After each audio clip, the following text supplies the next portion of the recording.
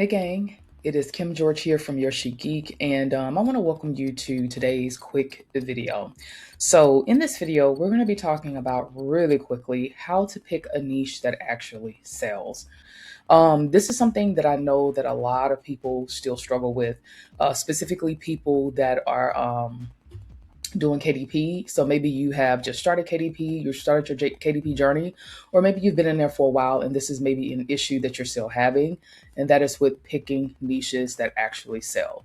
So we're going to dive off into this, but before we get into this video, I would love for you to please like, share, subscribe, comment, all that good stuff to help push this video through the YouTube algorithm.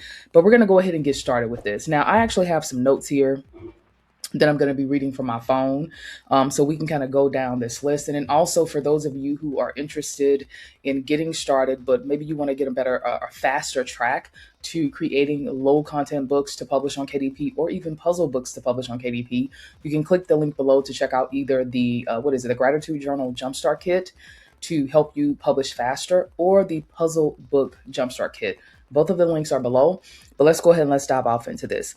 So number one is the first thing that you want to do, guys, when you're looking for niches that actually sell, is you want to go over to Amazon and you want to start typing in things to see if the idea that you have is even coming up. Okay. This is one of the things that I know a lot of people just don't do. A lot of people kind of figure this is something that I think people want, or this is a book or a niche or whatever that I think people are interested in, and they just don't even do the research.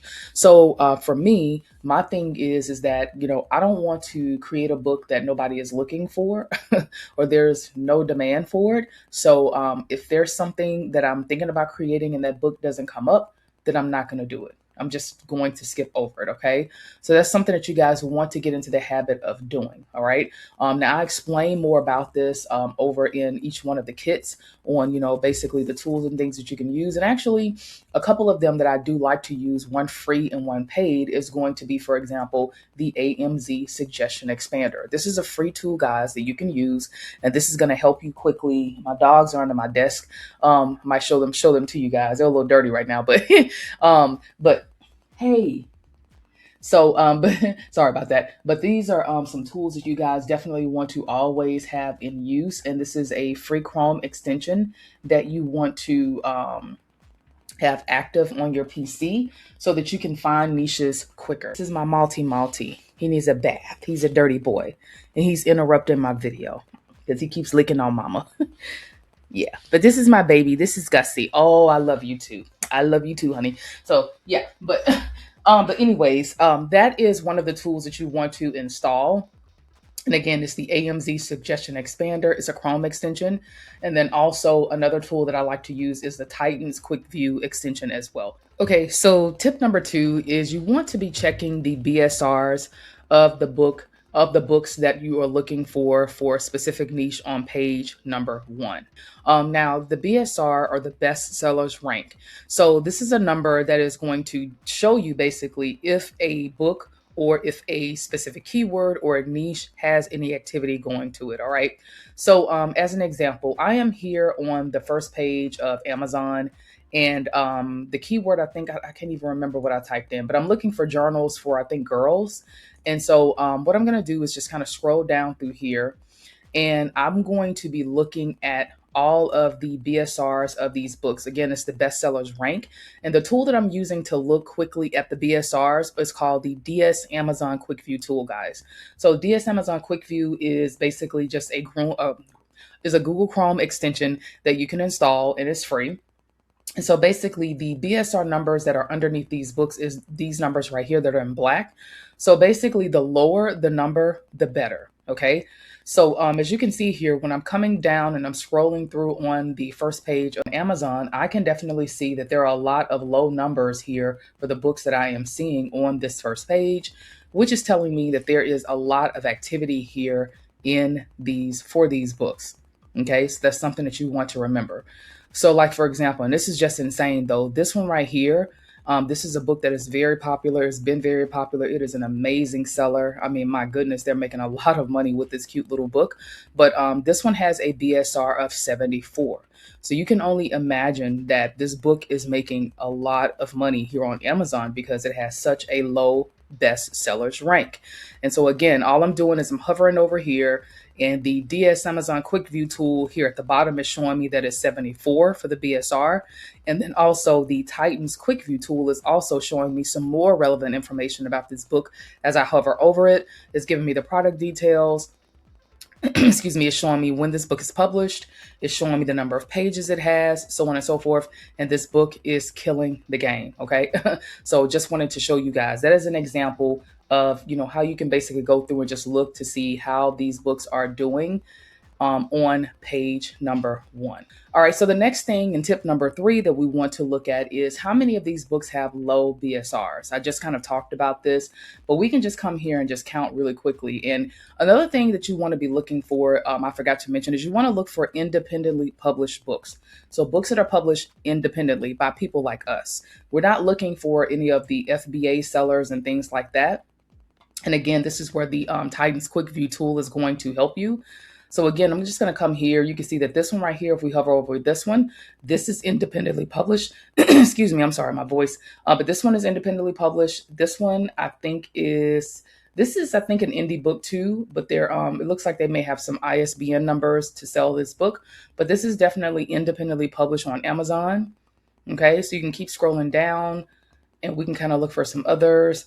This one looks to be not an FBA, but somebody who has an ISBN number to sell that book. This one I know is independently published. You can see that one is independently published there. Okay, and then you can kind of keep scrolling down. And again, using these different tools is going to help you see which books are independently published. This one is an independently published book as well.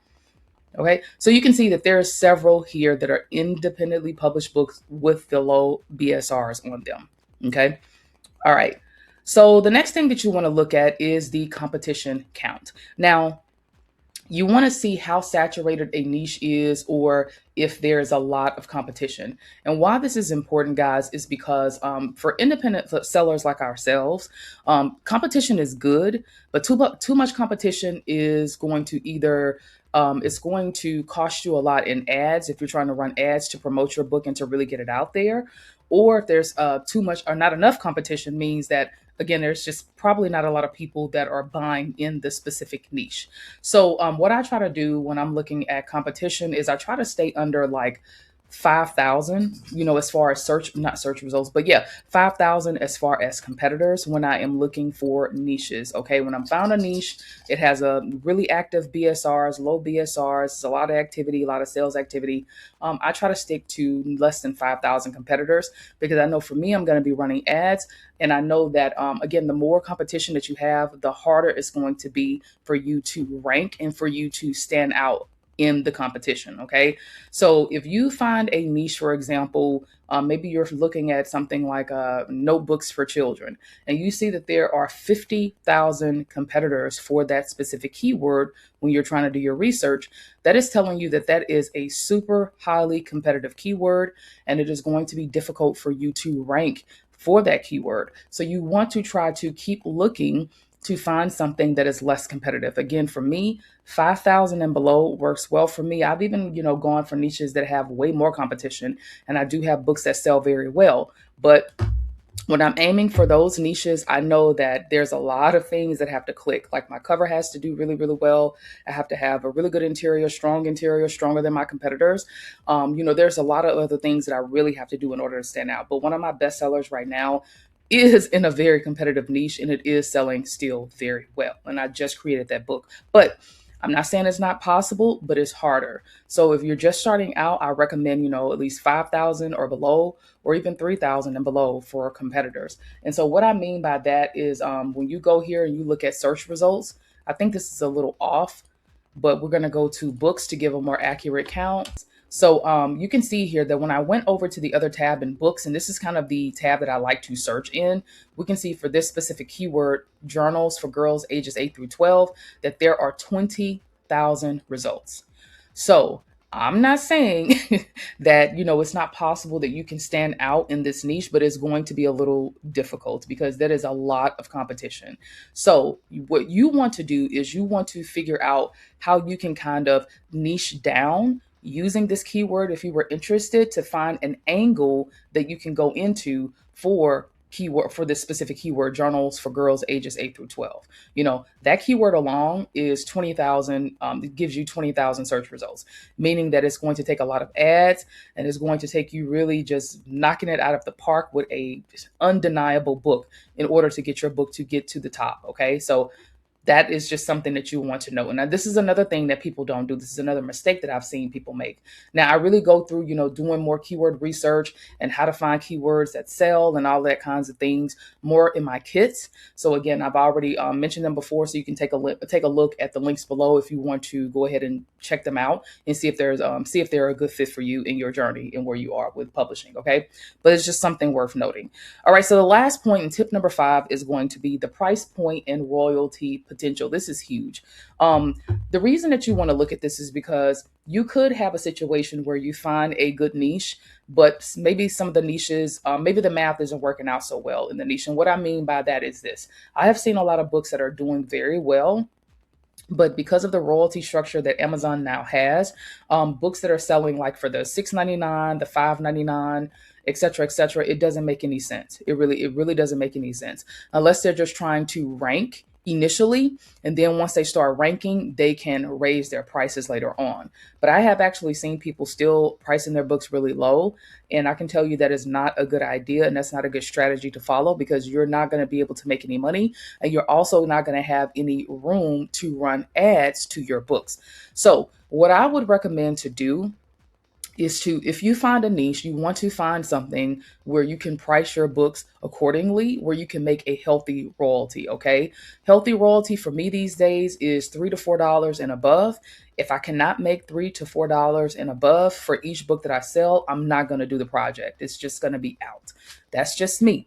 So that is something that you also want to look at for finding niches that actually sell. All right. So I just wanted to quickly, again, take you guys through this list of 5 tips. These are things that I still use to this day when I'm looking for niches, assessing whether or not something is going to sell or it's not going to sell, and so on and so forth. Now, if you guys want to join me for an over the shoulder that I'm doing where I'm going to go more in depth about a new niche that I found or a book that I'm going to be starting, and it's a project that I'm starting where I'm going to give you over the shoulder, do videos to show you how I found the niche, how I put together the cover, the interior, who I'm using to do my interior, how I'm putting the interior together, basically my whole process, then you guys can join me over in the Low Content Collective. This is my membership.